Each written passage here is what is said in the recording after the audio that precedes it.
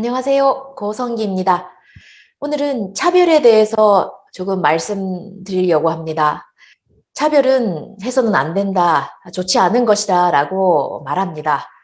그리고 누군가가 차별을 하고 있으면 해서는 안 된다라고 말리죠. 그리고 자신 또한 차별은 좋지 않은 거라고 생각하지만 차별은 없어지지가 않습니다. 물론 차별주의자도 있지만 거의 대부분의 사람들이 차별은 좋지 않은 거라고 차별에 반대를 하지 않을까요? 그럼에도 불구하고 예나 지금이나 차별은 없어지지 않습니다. 차별에는 어떤 차별이 있을까요? 인종, 차별, 피부 색깔이 어떤가에 따라서 차별을 받습니다. 아니면 어떤 나라에서 태어났는지, 선진국인지 후진국인지, 아니면 학벌, 학력, 아니면 부모님의 직업, 아니면 어느 지역에서 태어났는지, 그리고 건강한지 아니면 무슨 장애가 있는지, 성소수자인지 아닌지에 따라서 이 외에도 많은 것으로 인한 차별이 있습니다. 이 세상에는 어딜 가나 어느 시대에서나 차별로 넘쳐나는 것 같습니다. 차별은 해서는 안 된다라고 다들 말하지만 왜 차별이 없어지지 않을까요? 그리고 차별해서는 안 된다라고 말하는 그 사람조차도 차별을 하고 있습니다. 차별을 해서는 안 된다라고 말한 사람조차도 무언가에 대한 차별을 하고 있습니다. 가만히 자기 자신을 뒤돌아 한번 생각해 보면 어떨까요? 차별이 왜 없어지지 않는가? 차별을 해서는 안 되는 그 진짜 원인을 누구도 모르기 때문입니다. 석가께서는 지금부터 2600년 전 인도에서 활약하셨습니다.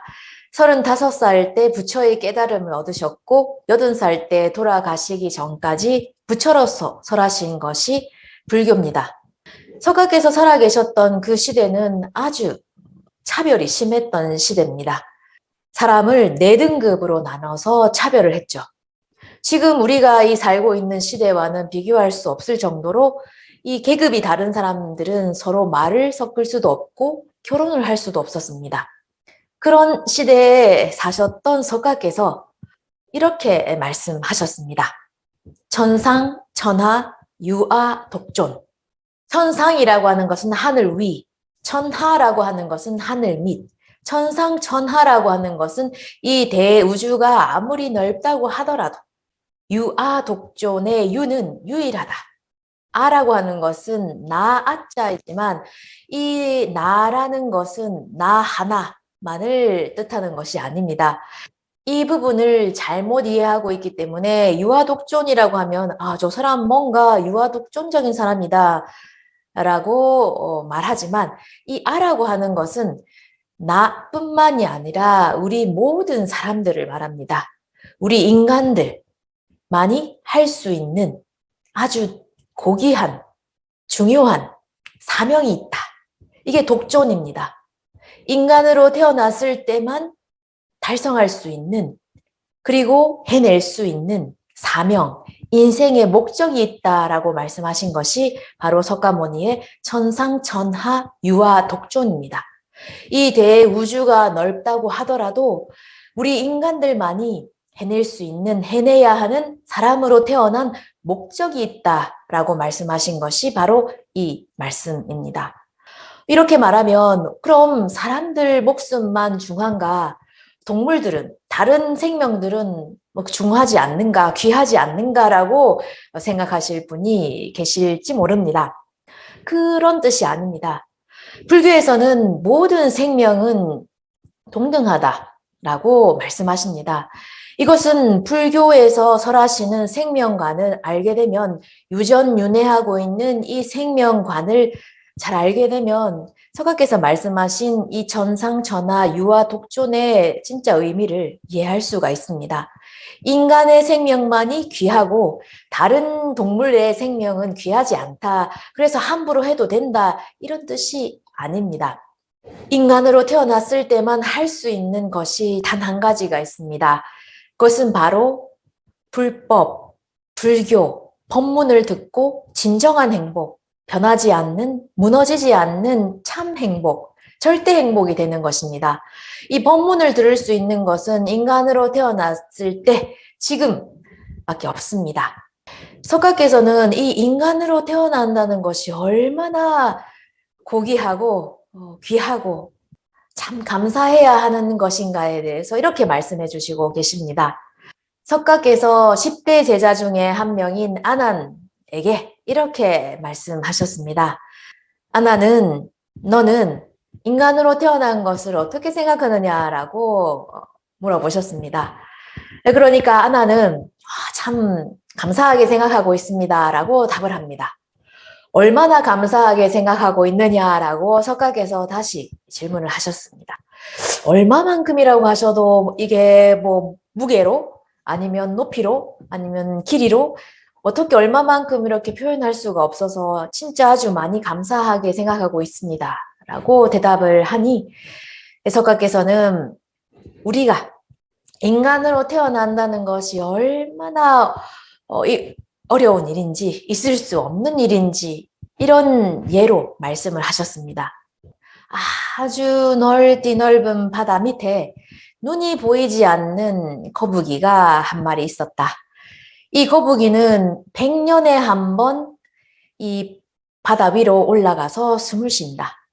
그리고 이 바다 위에는 통나무가 하나 떠 있다. 이 통나무 맨 가운데는 구멍이 하나 있다. 이 구멍은 이 거북이의 머리가 쑥 들어갈 정도의 아주 작은 구멍이다. 100년에 한 번 바다에 떠올라서 숨을 쉬는 이 거북이가, 눈이 보이지 않는 이 거북이가 100년에 한 번 떠올랐을 때 이 통나무 맨 가운데 있는 이 구멍에다가 머리를 쑥 넣을 때가 있을 거라고 생각하느냐라고 석가께서 아난에게 물어보셨습니다.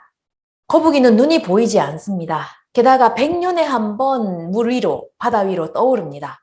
그리고 통나무는 가만히 있지 않습니다. 바람이 불면 동서남북으로 아주 넓은 망망대해를 왔다 갔다 하고 떠다니고 있습니다. 얼마나 시간이 흘러야 이 거북이가 이 통나무 구멍에 있는 그 자리에 바로 머리를 넣을 수가 있을까요? 아나는 석가께서는 그렇게 말씀하시지만 있을 수 없습니다. 어려울 것 같습니다. 라고 대답을 합니다. 그러니 석가모니께서는 한 번 더 되물으셨습니다. 그럼 이 눈이 보이지 않는 거북이가 100년에 한 번 떠올랐을 때 이 통나무 구멍에다 머리를 쑥 넣는 일이 절대로 없다고 말할 수 있겠느냐라고 한 번 더 물으시니 아나는 절대로라고는 말할 수 없습니다. 그렇지만 이 눈이 보이지 않는 거북이가 나무 구멍에다가 머리를 쑥 넣는 일은 몇 억 년, 몇 조 년, 얼마만큼의 시간이 흘러야 되는지는 모르겠습니다만 아주 긴 시간이 흐른다면 가능할지도 모르겠습니다. 라고 대답을 합니다. 석가께서는 그때 이렇게 말씀하셨습니다. 우리가 인간으로 태어난다는 것은 이 눈이 보이지 않는 거북이가 100년에 한 번 떠올랐을 때 통나무 구멍에다가 머리를 쑥 넣는 것보다 그 확률보다 더 어려운 것이 우리가 바로 인간으로 태어난다는 것이다. 우리가 인간으로 태어났다고 하는 것은 진짜 있을 수 없는 일이 일어난 것이다. 라고 석가는 말씀하셨습니다. 얼마나 이게 있을 수 없는 일입니까? 이 세상에는 많은 생명들이 있습니다. 벌레도, 새들도, 물고기들도 아주 셀 수 없이 많습니다. 그 중에 하나로 태어났어도 이상하지 않습니다. 그리고 과거에는 그 중에 하나로 태어났겠죠. 그렇지만 지금은 인간으로 태어났습니다. 석가께서 이렇게 말씀하시고 계시듯이 인간으로 태어난다는 것은 진짜 있을 수 없는 일이 지금 일어난 것입니다. 인간으로 태어난 사람 한 사람이 그런 아주 귀한 생명이기 때문에 중하지 않은, 귀하지 않은 사람은 그 어디에도 없습니다. 바로 이런 것이 한 사람 한 사람의 생명이라는 것을 알게 된다면 저 사람은 저래서 귀하고 저 사람은 저래서 귀하지 않다. 이런 차별은 나오지 않을 것입니다. 이렇게 태어나기 힘든 인간으로 태어났을 때만 법문을 듣고 진정한 행복이 될 수 있습니다. 그런 사명을 가진, 그런 인생의 목적을 가진 한 사람 한 사람의 생명이기 때문에 중하지 않은 사람은, 귀하지 않은 사람은 그 어디에도 없습니다. 그리고 내 자신이 이렇게 귀한 생명이란 것을 알게 된다면 자기 스스로 목숨을 끊는 일도, 그리고 다른 사람의 목숨을 빼앗는 일도 없겠죠. 오늘은 여기저기에서 들려오는 차별에 대해서, 저는 불교 강사이기 때문에 불교 관점에서 말씀드렸습니다. 잘 보셨다면 구독, 좋아요, 알림 설정 부탁드립니다. 여러분의 응원은 저에게 큰 힘이 됩니다. 이렇게 일상생활에서 일어나는 일들을 주제로 영상을 만들고 있는 불교 채널입니다. 관심 있으신 분은 앞으로도 봐주시길 바랍니다. 시청해 주셔서 감사합니다.